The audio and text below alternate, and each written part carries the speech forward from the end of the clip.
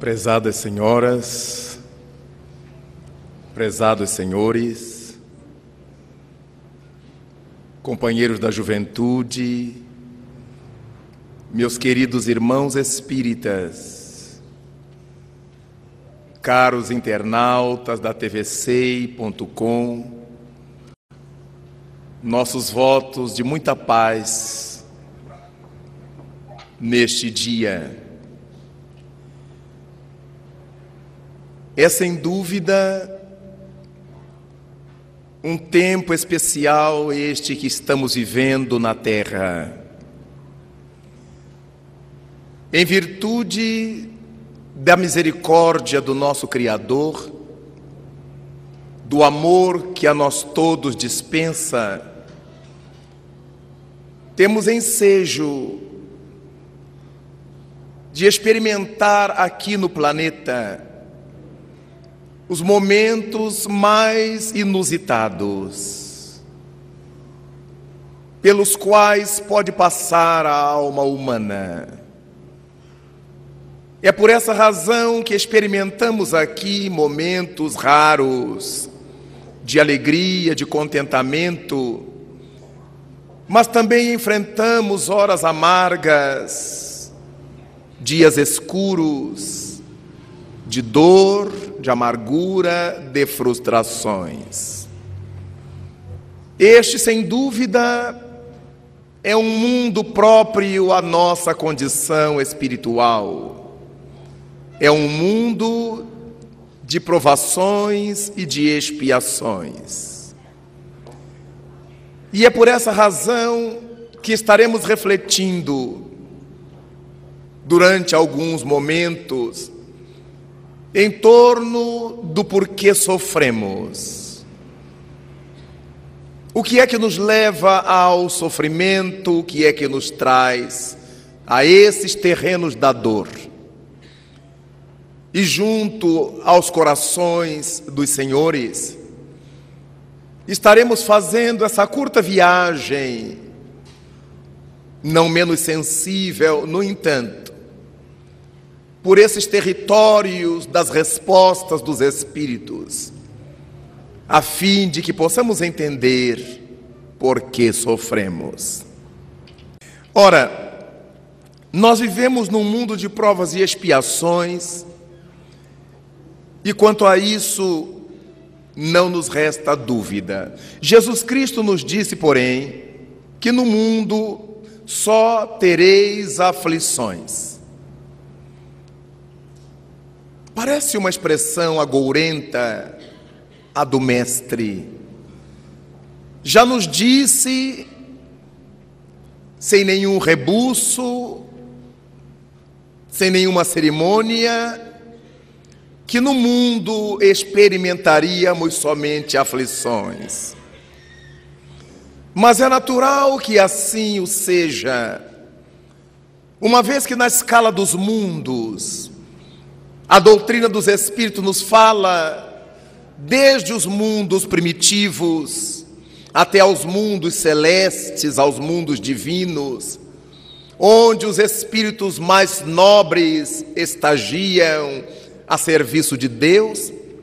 E nessa gama de mundos estão aqueles para espíritos iniciantes e aqueles que estão mediando o processo, aqueles que estão entre essas dimensões de quem começa, de quem medeia, e aí estamos nós, entre aqueles que começam e aqueles que medeiam.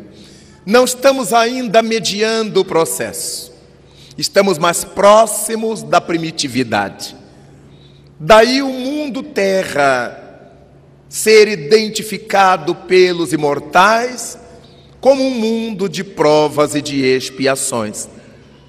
Ora, num mundo de provas e de expiações, estaremos lidando com seres que, à semelhança de nós próprios, cometeram desatinos, cometeram deslates contra a lei divina impressa em nós mesmos, e que por causa disso precisam retornar às linhas de equilíbrio, precisam voltar aos trilhos, à harmonia. Esses indivíduos que precisam retornar ao campo do equilíbrio depois de se haverem desajustado, são aqueles que precisam da expiação. A expiação é o conserto do que se equivocou, é o rearranjo do que foi desarranjado, é o pagamento de dívidas, se assim quisermos dizer. É o acerto de contas com a consciência, com as leis divinas. A tudo isso se chama expiação. Expiar é resgatar. Expiar é pagar dívidas. Mas ao mesmo tempo que nós cometemos desatinos que necessitam ser corrigidos, estamos nessa subida, nessa ascensão, necessitados de fazer aprendizados, carentes de conhecer coisas novas ou de repisar conhecimentos ancestrais. Por essa razão, a Terra também é um mundo de aprendizes e por isso é um mundo de provas, de provações. Sempre que ouvimos falar em provas, associamos a testes, a escolaridade, a necessidade que temos de demonstrar o aprendizado que fizemos em algum contexto. A Terra, assim, é um mundo de provas e de expiações, porque reúne aqui espíritos que precisam realizar aprendizados em prol do seu progresso, e nesse mesmo caminho, tendo cometido desaires, precisam apagar esses desaires, precisam resgatar os erros cometidos, as faltas perpetradas. Eis porque dizemos que a Terra é um mundo de provas e de expiações.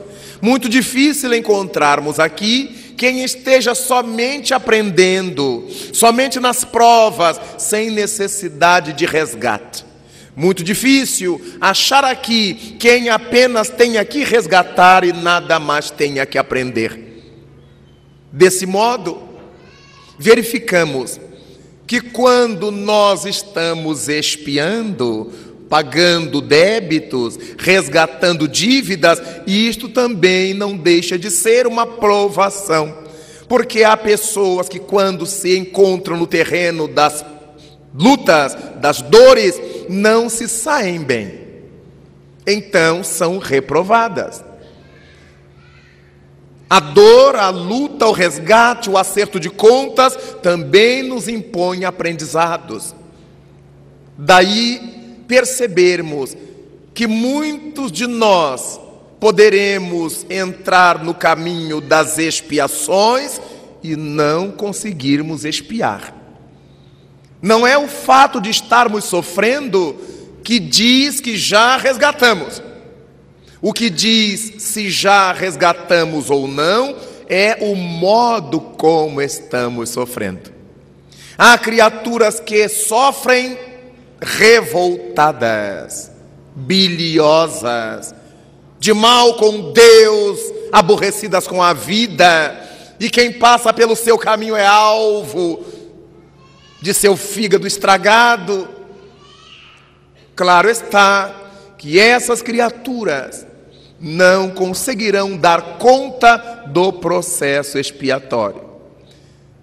Quantos estão doentes e contaminam outros para se vingar da sociedade? Claro que a sua dor não lhe serviu para crescer, mas serviu para ampliar o cômputo dos seus sofrimentos. Quantos nós conhecemos assim?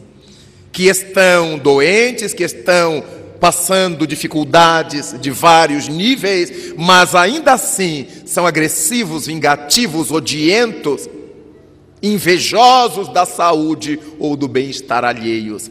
Claro está que essas almas não conseguem bem aproveitar a expiação. Este mundo é um mundo, então, de aflições, porque as aflições decorrem do fato de nós ignorarmos. Sempre que nós estamos desconhecendo alguma coisa, esse desconhecimento nos causa aflição. Temos aflições porque não sabemos como será o amanhã. Temos aflição porque não sabemos como será o logo mais. Ao sairmos daqui, o que nos sucederá? As pessoas que se aproximam de nós, quem serão? Marginais, delinquentes, assaltantes, amigos, benfeitores, malfeitores, não sabemos. Aqueles que riem para nós, estão rindo para nós ou estão sorrindo de nós? Estão rindo de alegria, de raiva ou de algum esgar nervoso? Aquelas criaturas que choram à nossa frente, estão com dores, estão emocionadas, estão chorando de raiva. Nós não sabemos. E porque ficamos nessa dúvida, isso nos gera a ansiedade das aflições. Ou as ansiedades que permitem as aflições. Ou as aflições que são geradas pela ansiedade. Se vamos ter um filho, durante os meses da gestação, a nossa angústia, como será? Nascerá bem, nascerá perfeito? Será uma boa criança? Será um homem de bem, uma pessoa de bem? Só peço a Deus que nasça com saúde. Mas será que essa criança precisa nascer com saúde? Será que ela terá que nascer com saúde? Então nós vivemos em conflito, em aflição, diante das dúvidas que temos perante a vida. Serei eu uma boa mãe?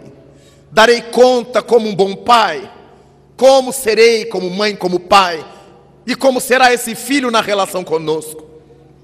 Serão amigos que voltam? Serão inimigos que retornam? Como serão os meus filhos? As aflições. E se eles saem e vão à escola e vão ao trabalho, a nossa aflição, como é que estarão? Com que amigos? Com quem brincarão? O que comerão na rua? Estarão a salvo das violências? Estarão expostos a elas? Então, o tempo todo nós vivemos afligidos. Estamos no ponto de ônibus para tomar a condução, e a condução não passa no horário em que a gente precisa que ela passe. E olhamos o relógio, o horário do trabalho, o chefe que vai chamar minha atenção, os colegas que me vão olhar atravessado. E quando vem a condução, já estamos afligidos pelo atraso. Vem lotado o ônibus, vem lotado o metrô, vem lotado o bonde, vem lotado o trem. Eu vou nesse, eu fico, eu entro. As aflições em todos os sentidos. Eu tenho que ir nesse, mas como é que eu entro? As aflições, o coração dispara, a adrenalina. O tempo todo nós vivemos afligidos. Diante da mesa, será que eu como? Será que eu não como? Mas isso me engorda, mas isso me ataca o fígado. Mas será que tem gordura? Mas será que tem açúcar? Mas será? O tempo todo nós vivemos assim. Em cada lugar onde vamos, compro ou não compro? Será que eu consigo pagar isso? Será que eu vou ter aumento? Nós vivemos em todos os momentos do mundo as aflições correspondendo ao nosso mundo. Mas nós verificamos que essas aflições passarão a fazer parte do canhenho do nosso cotidiano, do roteiro do nosso cotidiano, da listagem de coisas cotidianas que farão parte de nossa vida. Logo, não há nenhuma pessoa na terra que diga assim: eu sou tranquilo sempre, eu sou tranquilo em qualquer circunstância, eu sou tranquilo aconteça o que acontecer, porque não é verdade. Às vezes a carinha está calma, mas o coração está latindo forte, as mãos estão geladas, estão frias, sentimos aquele frio na barriga, aquele tremor no ventre, porque são as aflições do mundo. Imaginemos agora os irmãos que viveram as tempestades do sul do país. Basta que o tempo escureça, as aflições de volta. Será que vai chover tudo de novo? Será que somos nós assim? No mundo de provas e expiações, nós só teremos aflições. Este é um mundo ainda imaturo, geologicamente falando. É um mundo que amadurece na sua geologia, pouco a pouco. Ainda temos porções líquidas no seu miolo, na sua intimidade, e essas porções líquidas se mexem. E as partes que solidificaram por cima desse líquido se movem com a mexida do líquido. As placas tectônicas se movimentam e tudo que esteja por cima delas também se movimenta. Então nós encontraremos os maremotos, os terremotos, nós acharemos as tsunamis, tudo em função da condição geológica do nosso planeta. Mas o planeta não está fazendo isso porque nos odeia. Nós é que fomos situados sobre ele porque precisamos realizar aprendizados, porque necessitamos resgatar o que devemos. Tudo está perfeito, então, no cômputo das leis divinas. E é dessa forma que verificamos por que é que Jesus disse, sem rebuços, sem trepidar, que no mundo só tereis aflições. Mas quando pensamos nisto, nos lembramos também de que no Livro dos Espíritos, Allan Kardec pergunta aos imortais a respeito da felicidade na Terra. É a pergunta que levou o número 920. Pergunta Allan Kardec: se nós poderemos viver na Terra a felicidade completa? A resposta nos parece óbvia depois do que observamos.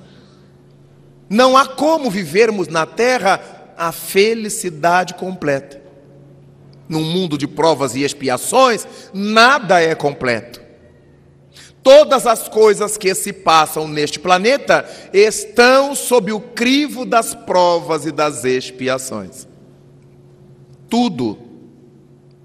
Não, mas eu passei no concurso, mas eu corro riscos. Mesmo concursado, de adoecer e não poder continuar a trabalhar, da firma falir, de eu ser mandado embora, porque este é um mundo de aflições. Eu não posso viver felicidade completa num mundo onde só se conhecerão aflições. Nós nos casamos, formamos família, as vicissitudes naturais da vida, mas ninguém pode garantir se não vai enviuvar dali a pouco, se um dos cônjuges não vai adoecer e teremos que cuidar dele a vida inteira. Mesmo nos amando, mas a expiação cobrindo a nossa trajetória de cardos, de espinhos. Os nossos filhos nascerão todos saudáveis. Vejamos, a felicidade de ter filhos ameaçada sempre, abalada sempre, porque às vezes temos filhos que nos nascem portadores de deficiências. Deficiências físicas, deficiências mentais. Criaturas que nascem fisicamente perfeitas, mentalmente sãs, mas que escolhem, na medida em que vão crescendo, o caminho da criminalidade, da viciação. Então a vida dos pais, a vida da família está sempre aos sobressaltos, porque tudo que ocorre neste planeta está sob o crivo das provações e das expiações. Então, neste mundo, nós não poderemos conhecer uma felicidade que seja completa, uma felicidade que seja total. Nada obstante, respondem os espíritos a Allan Kardec na sua pergunta 920. Poderemos ser na Terra tão felizes quanto a Terra permite que o sejamos. No meio de todas essas aflições, nós amamos, nós somos amados, nós nos casamos, temos filhos, filhos saudáveis, filhos estudantes, estudiosos, aplicados. Nós temos amigos, temos uma casa para morar, temos um emprego. Então, no meio das vicissitudes planetárias, das lutas que todos temos que enfrentar no planeta, há momentos deliciosos a vivermos aqui. Há horas formosas que nos encontram aqui. Desse modo, nós precisamos aprender a curtir a felicidade que este mundo de provas e expiações nos permite. Quando nós olhamos os mares da terra, como são lindos, as florestas deste mundo, as flores deste mundo. Quando olhamos o céu azul de onde estamos, o céu estrelado, enluarado, a chuva, a semente que brota, é misericórdia de Deus, é bênção de Deus para nós. Então nós aprenderemos a ser felizes, porque chove, alguém será feliz plantando, colhendo, vendendo, criando a família, enriquecendo com o produto que sai da terra. Vejamos, a semente não foi a gente que inventou, a chuva não foi a gente que inventou, a terra não foi a gente que inventou. Então tudo isso é dádiva de Deus, que conta com a nossa boa vontade de colocar a semente na terra pelo menos. E quando faltar a chuva, a oportunidade de regá-la. Deus nos deu todas as coisas, mas espera que a gente se mexa para colocar essas coisas onde essas coisas precisam ser colocadas. Então eu serei feliz como a terra permite que eu seja, plantando coisas, plantando flores, vendendo flores, ou plantando para enfeitar minha casa ou meu próprio jardim. Mas como é bonito ver que no mesmo talho de terra, com o mesmo adubo, que recebe a mesma água e o mesmo sol, nós encontramos flores de todos os feitios, olores, cores. De onde é que elas tiram? Da mesma terra, do mesmo ninho, todas essas possibilidades. E aí ouvimos falar em carga genética, em bagagem genética, em código genético das plantas, dos animais, dos seres humanos. E aí pensamos, por que elementos penetram em nossa vida? Um conjunto enorme de sofrimentos. Vamos avançar. Por que sofrem os humanos? O primeiro item então nos dirá: os seres humanos sofremos por causa do nosso autodesconhecimento. Não sabemos propriamente quem sou, de onde vim, o que me cabe fazer aqui no mundo e para onde eu irei depois da morte. Olha as perguntas, a ignorância relativamente a elas. É essa ignorância que nos permite sofrermos. Por que sofrem os humanos? A princípio, porque se desconhecem. Na medida em que nos vamos conhecendo, sabemos das coisas que nos fazem mal, conhecemos as coisas que nos fazem bem, tudo dentro da relatividade que já vimos do mundo de provas e expiações. Como falamos, as pessoas diante da mesa se perguntam: posso comer isto? Será que isso vai me fazer mal? Não, isto eu não posso comer. Depois das 6 da tarde não posso mais. Antes das 6 da manhã ainda não. Então, na medida em que vamos conhecendo o nosso organismo, sabemos o que comer, que horas comer, a quantidade a comer. Mas quando nos conhecemos moralmente, sabemos com que tipo de pessoas a gente tem facilidade de lidar, com que tipo de pessoas temos dificuldades em lidar. Qual é o tipo de pessoa que nos traz felicidade? Qual é o tipo de pessoa que nos traz insegurança, irritabilidade? E vamos evitando uns, procurando outros, nos aproximando de uns, nos afastando de outros. O conhecimento de nós mesmos, invariavelmente, nos vai conduzindo a selecionar o estilo de vida que a gente quer ter. Não se trata de fugir dos outros, se trata de administrar bem as nossas potencialidades. Se eu sei que eu não tolero música batistaca, sons de barulho, não posso ir às discotecas. Eu não posso ir à discoteca e ficar pedindo ao DJ que tire essa música. Porque ele vai dizer, mas ninguém lhe chamou aqui. Existem concertos clássicos na cidade. Existe música pop na cidade. Por que que o senhor veio aqui? Por que que você veio aqui? Na medida em que eu vou me conhecendo, eu vou sabendo de que eu gosto, de que eu não gosto. E se eu vou fazendo as coisas equilibradamente, corretamente, decentemente, porque eu me conheço, porque eu sei de mim, porque eu sei meus limites, os limites que eu preciso sempre ir superando, é claro que eu vou evitar muitos sofrimentos e vou buscar muitas alegrias. É natural que neste mundo de lutas, de ansiedades, de inseguranças, de aflições, eu vou evitar de ter muitas aflições. Vou trabalhar dentro do conhecimento que eu tenho de mim e das minhas capacidades. Logo, uma das razões fundamentais, o porquê básico de nós sofrermos, está no autodesconhecimento. Nós costumamos viver cada dia como todo mundo vive.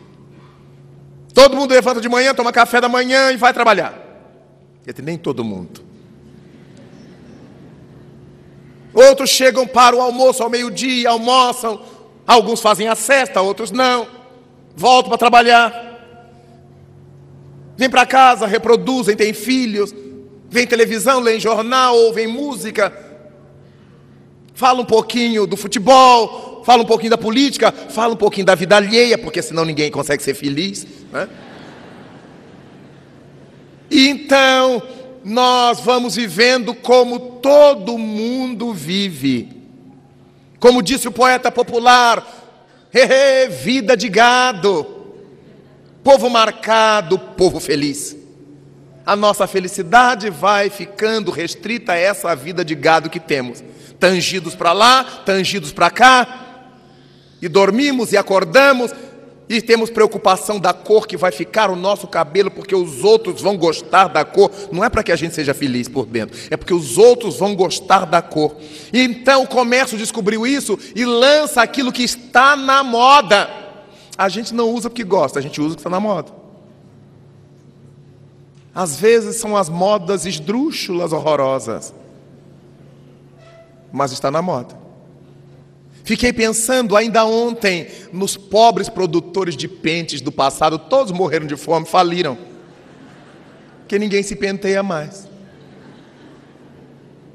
No tempo em que eu era menino, eu escutava as mães dos meus colegas, porque esse problema eu não tinha, dizendo para ele, penteia esse cabelo, menino. E quando o menino não sabia pentear, a mãe ia pentear o cabelo dele. Hoje ela diz, despenteia esse cabelo, está muito ridículo. É o contrário. Aí passa o gel, quanto mais espinhado ficar, mais na moda, ainda que ridículo. Tem uns que parecem anormais, parece que puseram o dedo na tomada elétrica, mas está na moda. Aí a gente não olha se está ridículo ou não, está na moda, todo mundo está doido assim. O que é o bicho humano? Às vezes vejo moças lindas, lindas, lindas, mas elas cortaram o cabelo assim, atravessaram, gelaram para cá, gelaram para lá, elas parecem OVNIs.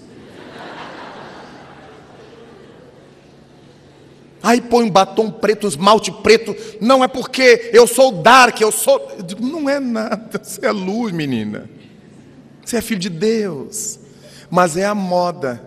E aí nos fechamos em grupos, em colônias, em tribos, e a minha tribo tem que ter piercing no nariz. Aí todo mundo põe piercing no nariz, vida de gado. Não, eu tenho que ter piercing no supercílio. Aí todo mundo põe no supercílio e fica todo mundo igual. Não, porque eu tenho que ter uma tatuagem aqui tribal, eu tenho que ter outra aqui tribal, e aí voltamos à tribo. Meu Deus, que mundo! Que tipo de espíritos temos sido nós? Aí nós vamos voltando à retaguarda, vamos buscando os valores que já deviam ter ficado para trás. Quando Allan Kardec pergunta no Livro dos Espíritos sobre o estado de natureza, esse estado primitivo de andar nu, de fazer como os primitivos, na pergunta 777 do Livro dos Espíritos, Eles respondem que o estado de natureza marcha para e passo com a barbaria, com o passado da criatura humana. Na medida em que nós vamos evoluindo, vamos saindo desse estado de natureza. A própria Bíblia configurou isso no momento em que, após o simbolismo de ter comido o fruto da árvore que dava o conhecimento do bem e do mal, Adão e Eva se descobriram, viram que estavam nus. Vejamos o nascimento da razão, que a gente acha que foi o pecado deles. Não, foi o momento evolutivo deles. A partir do momento em que eles se deram conta de si, é a eclosão da razão. É o momento em que o princípio espiritual deixa de ser irracional, junta ao pensamento, desenvolve a continuidade do pensamento e se torna um ser racional. A gente lê a Bíblia às avessas. Quando o Senhor diz que Adão e Eva terão que trabalhar, já tinham condição para isso, nós vemos o trabalho como um castigo, foi uma praga de Deus. Trabalho é uma praga de Deus, não é porque Jesus diz que meu Pai trabalha sempre, e eu trabalho também, logo o trabalho é lei divina, não é praga de Deus. Nós fazemos as leituras todas atravessadas, porque não sabemos ler, não sabemos entender o símbolo que está por trás das letras. Daí os nossos sofrimentos terrestres, porque a gente vai se desconhecendo de tal maneira e vai fazendo como todo mundo faz e nunca a gente para se perguntar, será que eu gosto disso? É isso mesmo que eu quero fazer? É essa roupa que eu quero pôr? É essa pintura que eu quero fazer em mim? É esse piercing? É essa tatu que eu quero usar? A gente não se pergunta. Depois que fez e que se deu conta de que está ridículo, aí começa a botar roupa para cobrir, né, para manga para cobrir. Um dia eu passava em minha cidade, próximo à universidade, e vi chegar uma aluna. Estava na moda um tipo de vestido, eu nem sei se aquilo era vestido. Era uma tripa aberta em cima e embaixo, que a mulher entrava nela.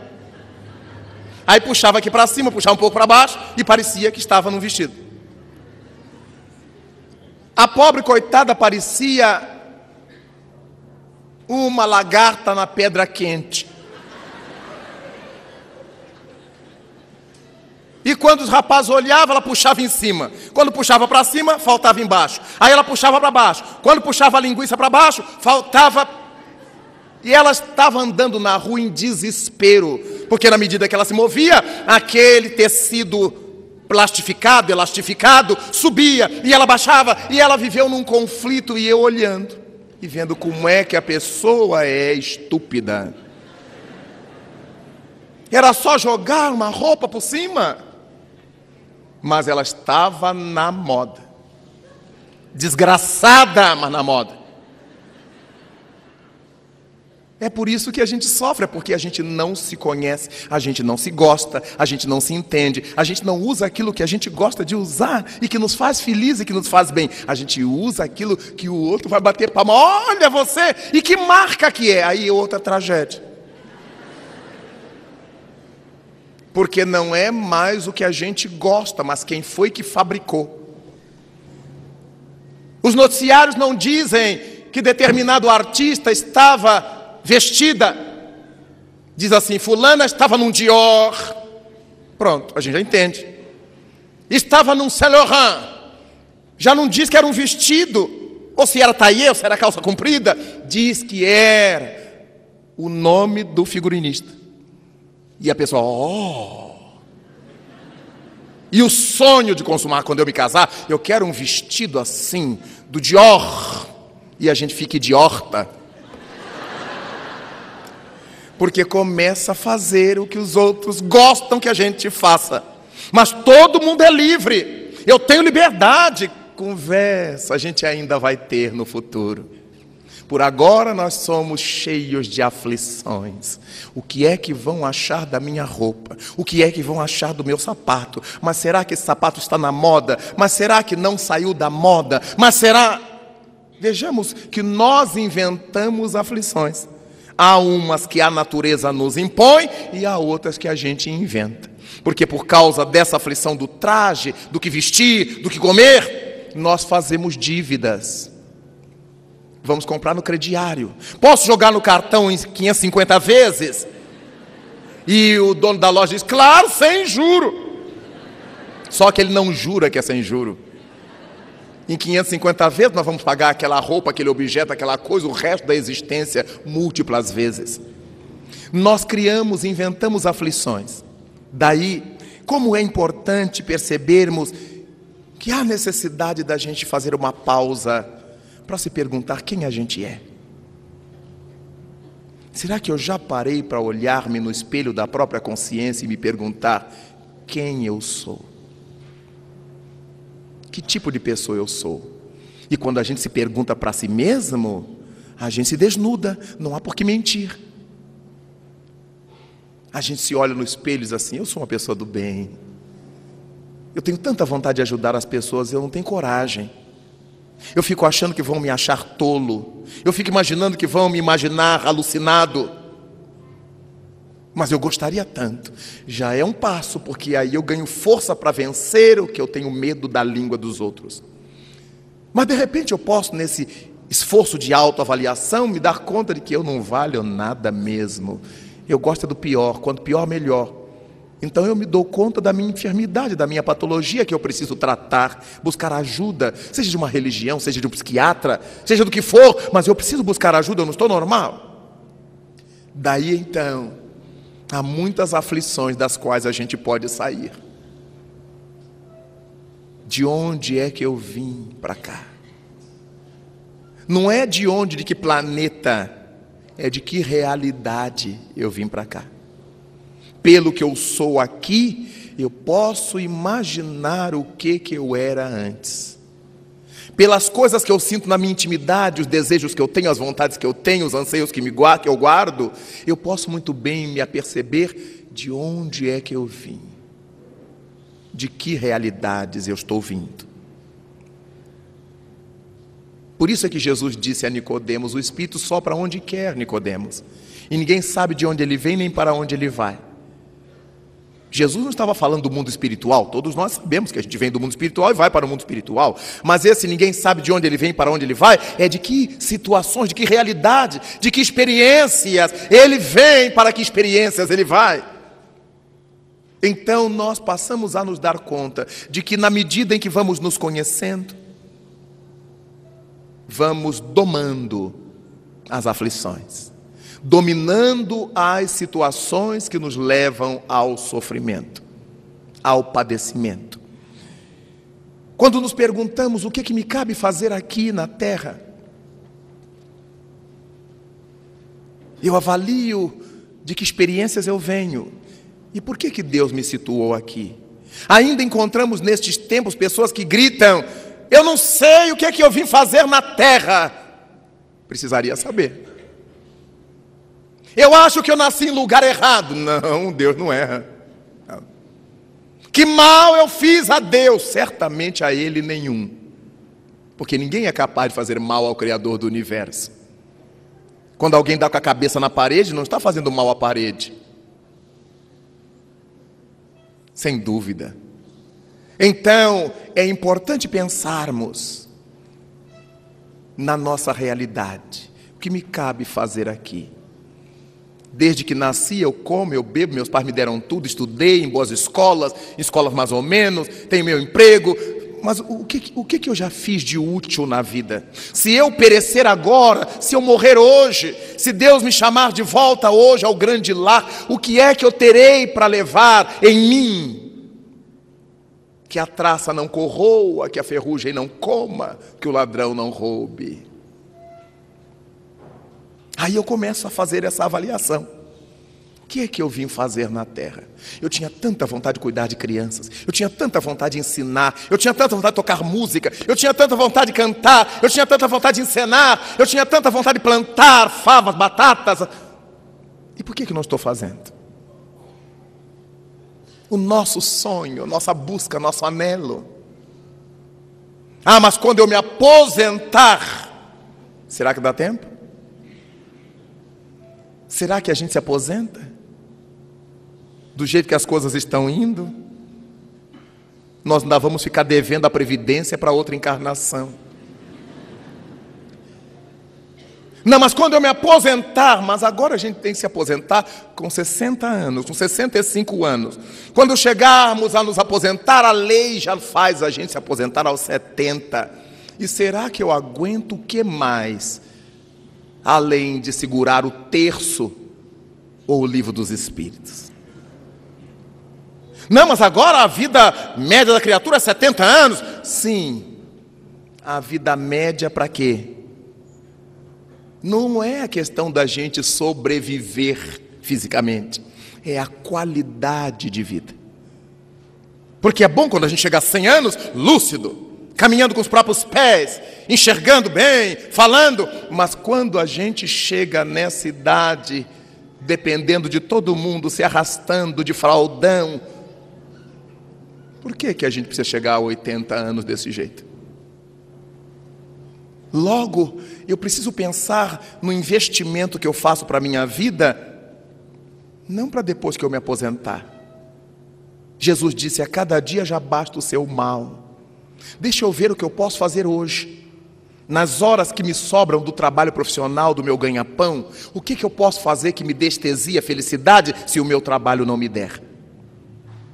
E já vou fazendo, no meu sábado, domingo, feriado, minhas noites, minhas manhãs. Eu vou criando esses recursos. É por isso que a gente trabalha nas casas espíritas. Ninguém está desempregado no espiritismo. E a gente trabalha nas horas que nos sobram, ou nas horas que a gente poderia estar descansando. Saímos do trabalho e vamos diretos para o centro espírita. No fim de semana a gente amanhece no centro espírita. Atende os pobres necessitados, as tarefas, as lutas, reuniões. Se a gente fosse esperar se aposentar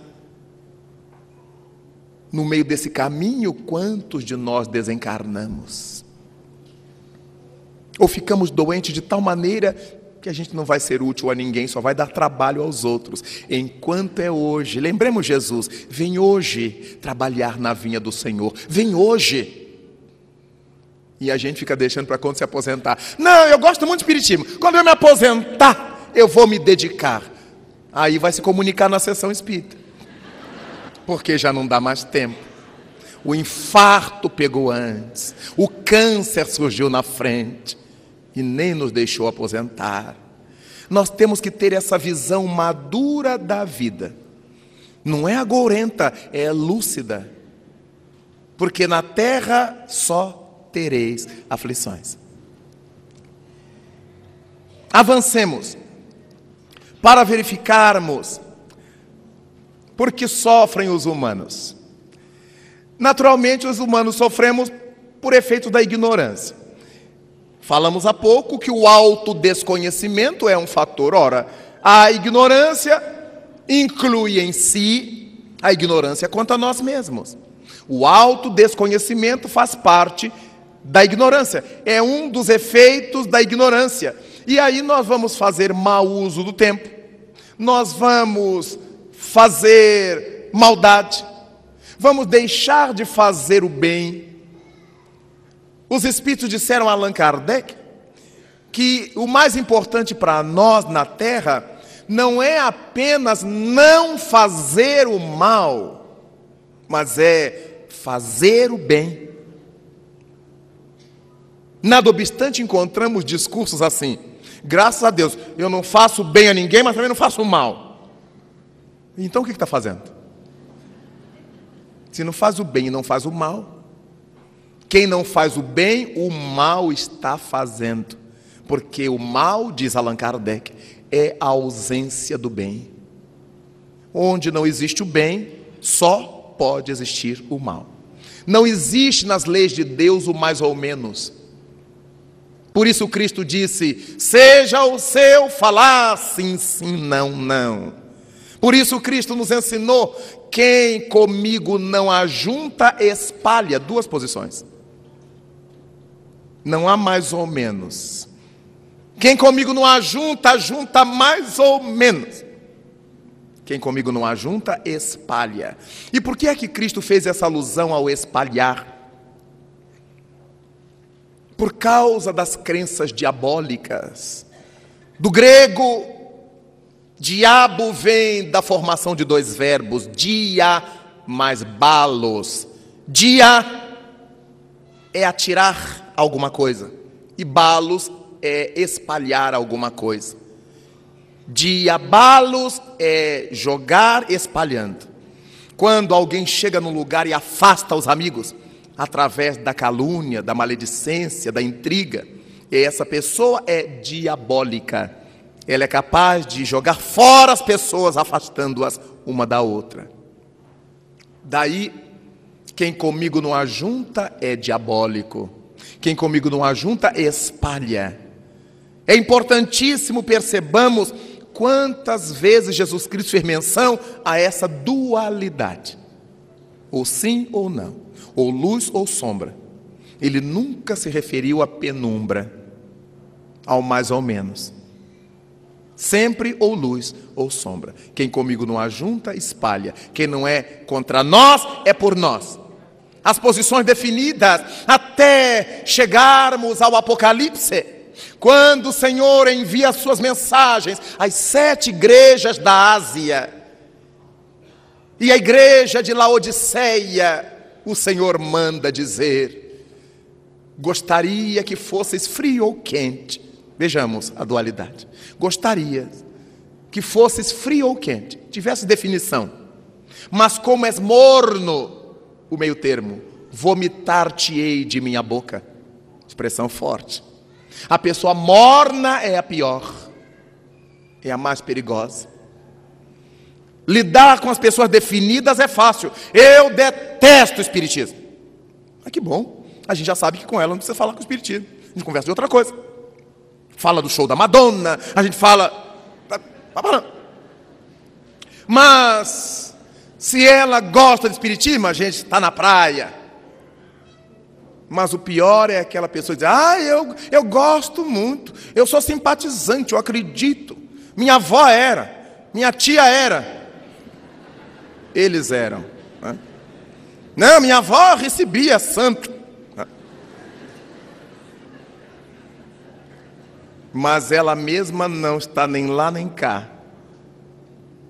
Quando está com a gente, tem aqueles argumentos, aquelas falas, mas quando sai de nosso contato, elas são do mundo como os mundanos. Elas são viciosas como os viciados. São as pessoas mornas. Elas querem agradar onde estão. E Cristo então nos diz: raça de víboras, até quando vos suportarei? A víbora é mimética, ela muda de cor, ela se adapta ao ambiente, ao local em que está, desaparecendo na imagem, tomando a cor do ambiente. Por isso Cristo nos chamou de víboras, porque também nós temos esse temperamento. Se a gente está com pessoas pornográficas, a gente fica mais pornográfico do que elas. Aí daqui a pouco a gente está com pessoas santas, aí a gente fala: manso, irmã, irmão. Hipócritas, víboras, miméticos. Seja sim, sim, seja não, não. Então Cristo era muito objetivo. Nós, os cristãos, é que adoramos o meio termo, porque a gente se situa nele.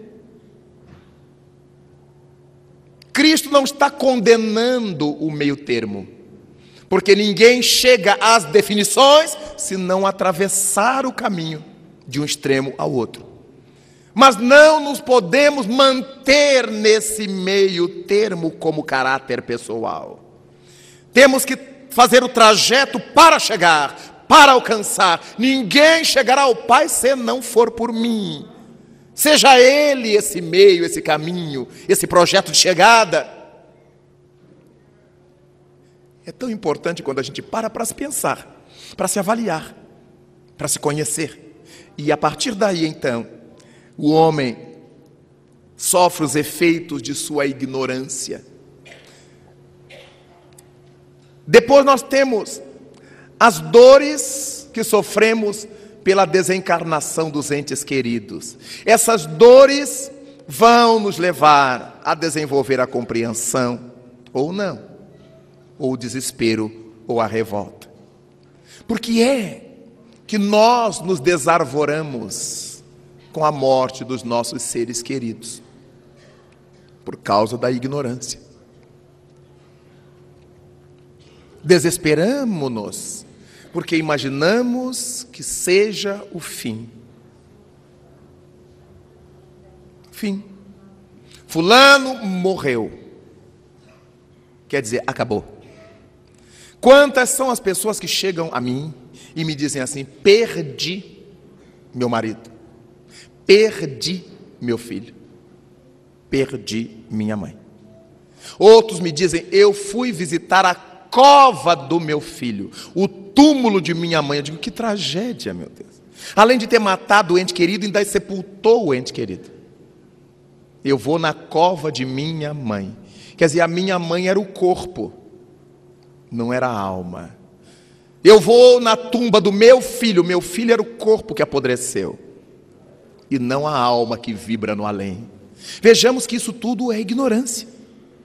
Na medida em que nós entendemos que os nossos entes queridos não são os corpos que eles têm, mas a alma que eles são, eles não morreram, não perdi ninguém. Seria fácil dizer: olha, meu marido desencarnou, eu tenho meu marido desencarnado, eu tenho um filho desencarnado, eu tenho um filho falecido, eu tenho um filho falecido, não perdi. Eu tenho vários amigos desencarnados. Eu tenho vários amigos desencarnados. Mas a nossa fala já denota o desconhecimento e a afirmação materialista. Eles se acabaram, eu perdi. É tão importante nós pensarmos que quando visitamos um túmulo, não é o túmulo do nosso ente querido, é o túmulo que guarda os restos mortais do nosso ente querido.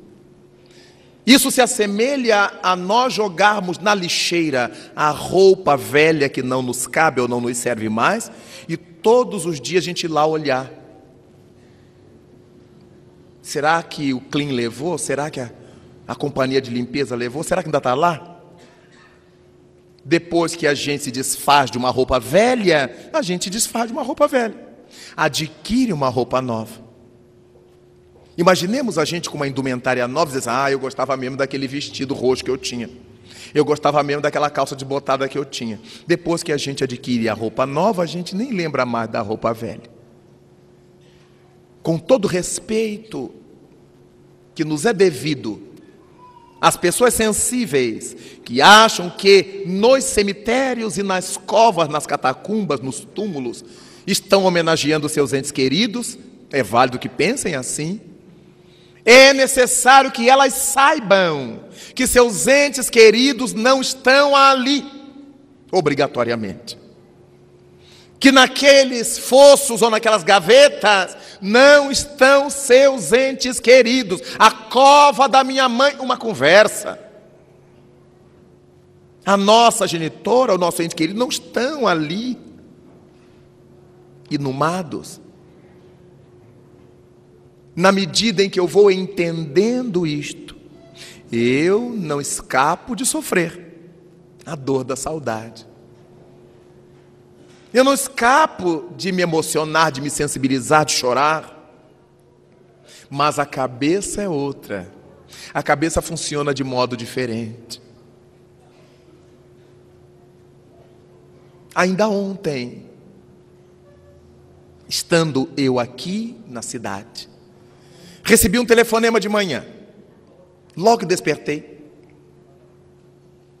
era um dos meus confrades da nossa casa espírita, que me dizia assim, com a maior tranquilidade do mundo: Raul, ora por mim, por minha família, que meu filho desencarnou nessa madrugada, nesse tom. E eu disse: como? Um desastre na ponte Rio-Niterói. A doutrina espírita formosa. A tranquilidade de ligar para os amigos, pedir que ore. Ele não deixou de chorar, ele não deixou de sofrer. Ninguém fica feliz e comemora a desencarnação de um ser querido. Os povos que comemoram, não comemoram a morte, homenageiam a vida. Para eles, aquele indivíduo entrou na vida. É essa a homenagem. Como nós deveríamos fazer com a nossa sensibilidade, com a nossa cultura ocidentais. Não fazemos festa porque alguém desencarnou, porque faz parte da nossa cultura cristã.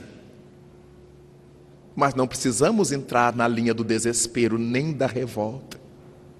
Por que é que Deus fez isso comigo? Não foi Deus que fez isso comigo, isso é da lei. Nós estamos no planeta Terra de provas e expiações. Todo mundo que um dia chegou aqui sairá daqui, em termos físicos. Tudo que um dia nasceu na Terra, um dia na Terra morrerá. Faz parte das leis que regulam o planeta. Não só os meus entes queridos vão morrer, como eu também. Não só meus antepassados desencarnaram, como eu desencarnarei. E os meus pósteros também desencarnarão. Então, uma coisa é sofrer a saudade. Outra coisa é entrar na linha da revolta, do desespero, da rebelião contra Deus, como se isso pudesse resolver uma coisa que é lei de Deus. E os nossos parentes são, em verdade, filhos de Deus como nós. Quem manda sobre eles e sobre nós é Deus. Não somos nós que diremos quando é que eles têm que ficar, quando é que eles têm que sair do corpo. Outras pessoas me dizem assim: eu tenho tanto pedido a Deus que leve fulano. Ué, mas por que eu estou pedindo a Deus que leve fulano? Deus sabe, o filho é dele. É que já está dando trabalho. Não, eu peço que é para ele descansar. Não é para ele, é para a gente descansar. Porque o doente está sedado. Às vezes está em coma induzido. E a gente vai se escondendo assim. Não, tem pedido a Deus para levar.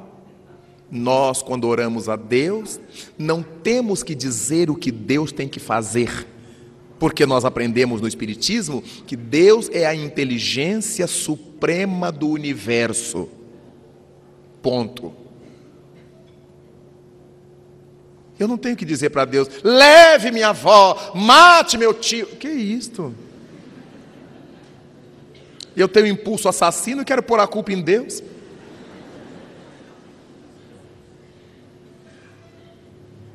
Seria tão bom se nós orássemos a Deus: abençoa nosso ente querido, guarda-o no teu amor, Senhor, porque a inteligência suprema sabe o que é melhor para nós em cada momento, em cada circunstância.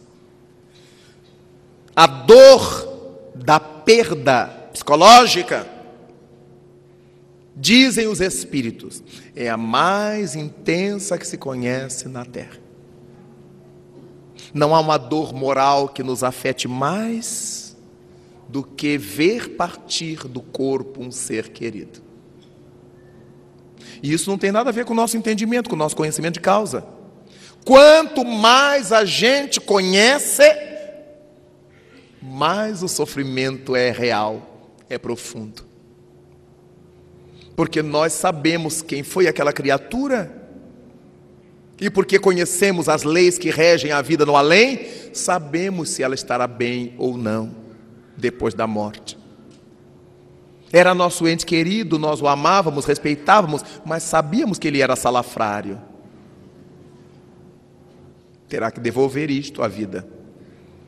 Sabemos que era vicioso e terá que se acertar com a vida. Sabemos que mentia nos seus negócios para oferir maiores lucros. A lei divina é assim: dura lex, sed lex. A lei é dura, mas é a lei. Para que ela não incida sobre mim, basta que eu não a afronte. Quanto mais a gente conhece, então, o nosso sofrimento é mais fino, mais profundo. Porque para o povão que ignora tudo, está no céu com Deus. Morreu na terra, está no céu com Deus. Para as pessoas que procuram centros espiritualistas de má qualidade, todo mundo que desencarna já está no nosso lar. Isso é uma mentira, é uma inverdade.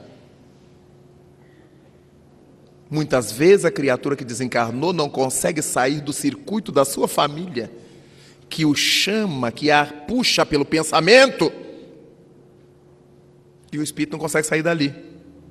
E como ele está perturbado ainda pela desencarnação, ele vai causando perturbação ao ambiente. Porque a família não se desgruda dele, não se despega dele. E vai ao centro espírita e quer notícia.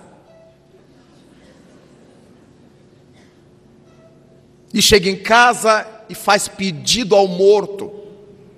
Ai, minha mãe, ai, meu filho. Pede a Jesus, por favor. Pede a Deus, aos guias superiores, porque esses têm lucidez. O nosso ente querido às vezes está precisando de socorro e de ajuda. E a gente da terra puxando por eles, obsidiando os desencarnados, por ignorância. São consequências da ignorância. Às vezes encontro familiares que estão em desespero, chorando por seus mortos, há anos. Mães que choram seus filhos, choram desesperadamente. Não é ter saudade, não, choram. Há anos. E eu lhes pergunto assim, é verdade que a senhora amava esse filho? Ah, como eu amava meu filho. Então não ama mais mesmo, né? Não, eu amo, não. Quem ama, permite que o ser amado ande. Quem ama, permite que o ser querido se desenvolva. Quem ama, faz silêncio para o outro relaxar e dormir. Eu não posso dizer que eu amo meu bebê se eu grito no quartinho dele e não o deixo dormir. É o que a senhora, o que o senhor, o que você está fazendo com seu morto. Porque o tempo todo manda esse pensamento de grito, de loucura, de desespero, e o desencarnado se sente culpado, porque é por causa dele que o outro está sofrendo. E a gente aqui achando que isso é amor. Isso se chama egoísmo. Às vezes o nosso ente querido estava doente, ruim, acabado, feridento, com câncer. Ah, mas eu cuidava dele assim mesmo. Sim, mas ele é que está sofrendo. O nosso egoísmo é tão grande, eu queria ter o ente querido aos pedaços, para eu cuidar dos pedacinhos. Agora, e quem é que está sofrendo? O que pensa disso? Fruto da ignorância. Nós não sabemos o que estamos querendo de Deus. Porque se a gente não se conhece, não sabe das próprias necessidades. E se a gente não se conhece, conhece menos ainda o outro, o familiar, o ente querido, e conhece menos as necessidades desses entes queridos. Então eu fico pedindo a Deus para que leve, ou para que o deixe, mas quem sabe mesmo é Deus. Ah, Senhor, deixa ficar mais uns aninhos. Será? Ah, Senhor, leve-o. Imaginemos se Deus, o Criador do universo, fosse tangido pelas vontades dos seus filhos num mundículo como o nosso, de provas e expiações. A gente nem se conhece, nem se sabe, e já quer determinar o que Deus tem que fazer. Outra demonstração de que ignoramos o que seja Deus. Não é nosso menino de recados, não é nosso serviçal, é o Criador não criado do universo. É claro que a gente não tem muita lucidez quanto a isso. E às vezes me entristece que eu vejo essa falta de lucidez entre os espíritas, que adoram fenômenozinho, cheirinho, tremor, mas detestam iluminar a cabeça. Detestam saber, crescer, entender, para se libertar das amarrações da ignorância. A ignorância é uma tragédia, meus irmãos. Aquilo que a gente desconhece se pauta contra nós. E o velho Chico Xavier falava de uma expiação de cobrança imediata. Allan Kardec se reporta em A Gênese, em expiação pela ignorância. Toda pessoa ignorante em qualquer campo, ela sofre em função disto. Imaginemos se eu não sei ler a placa do ônibus, para onde eu tenho que ir, eu tenho que identificá-lo pela cor. Mas se a empresa resolver mudar de cor naquele dia, eu estou frito. É a expiação da ignorância. Alguém que sobe num edifício, senta-se à janela para limpar o vidro, sem nenhuma proteção, e despenca lá de cima e se acaba. Expiação de cobrança imediata, por causa da ignorância. O que custava a pessoa se proteger?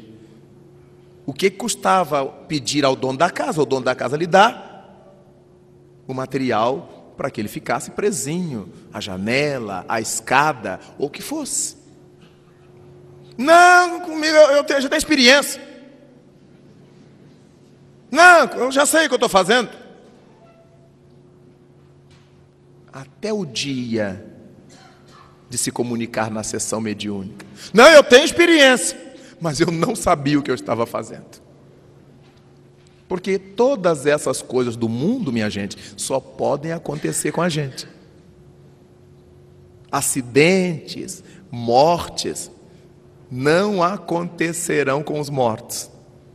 Acontecerão conosco que estamos vivos, ou supostamente vivos na terra. Às vezes eu tenho dúvida. Quantas vezes eu faço ensaio de atravessar a parede e eu não consigo. Dou cada esbalrão na parede. Quantas vezes eu faço menção de falar com meus amigos do Paraná sem usar telefone e internet e eles não me captam. E eu vou me dando conta de que eu não estou tão vivo quanto eu supunha estar. No entanto, os amigos espirituais que me cercam vão para todo lado sem pagar a TAM, nem a Gol, nem coisa nenhuma. Eles atravessam as paredes, por mais que eu me tranque no quarto, eles atravessam, quando eu os vejo, estão na minha frente. E eu pergunto notícia de fulano e de beltrano, eles me dão na hora, sem nenhuma internet e sem acionar o celular. E eu digo que eles estão mortos. Alguma coisa está errada. Como disse Caetano, alguma coisa está fora de ordem. É a nossa leitura disso tudo, porque eles é que são os vivos, os sempre vivos, os mortos somos nós, que não conseguimos caminhar 1 quilômetro sem parar para tomar um cafezinho, beber água e ir ao banheiro. Os limites que a gente tem. Os limites que possuímos. Nós dizemos que somos os vivos e que os espíritos são almas do outro mundo. Eles dizem diferente. Nós é que somos as almas do outro mundo.